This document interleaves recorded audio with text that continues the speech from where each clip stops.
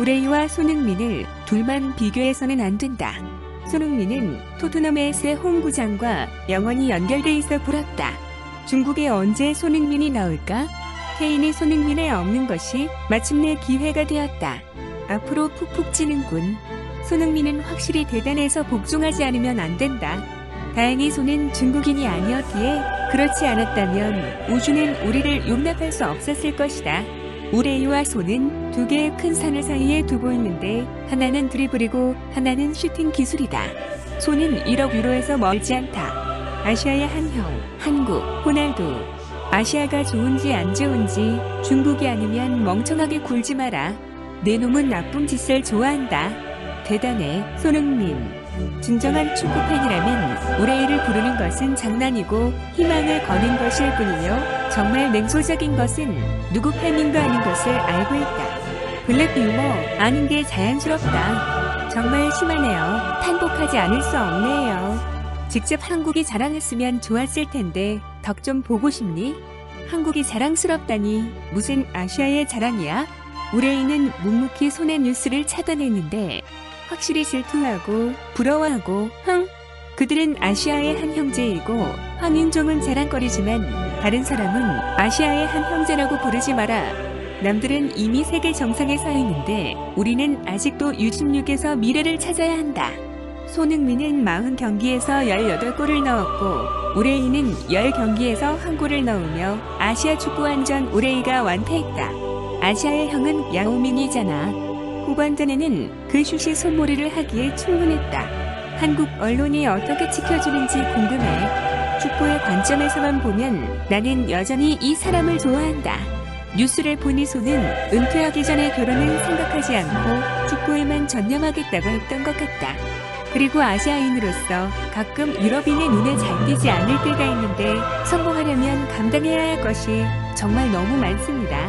아무도 아무나 되는 대로 성공할 수 없어요. 일찌감치 그에게 분을 들이켰다.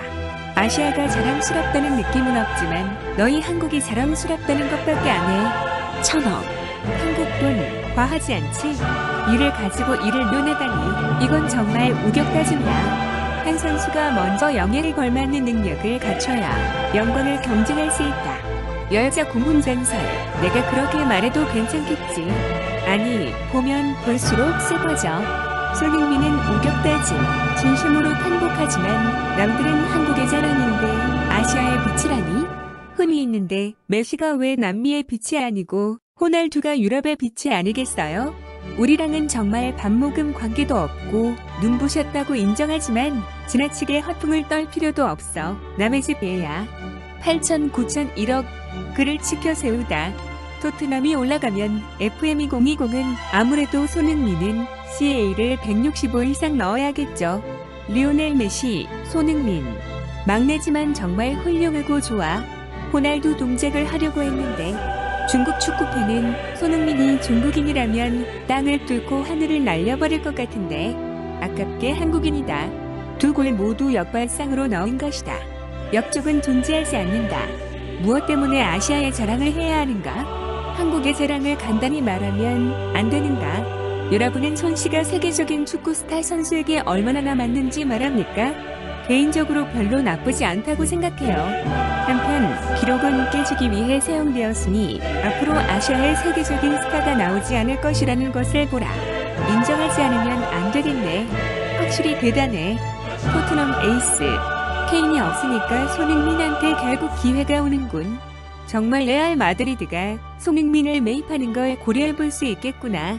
확실히 비즈니스 가치에 대해서는 대후에 있는 아시아 전체 시장 실력에 대해서도 그것도 최고라고 하는 것은 5천만의 몸값이 거기에 있다.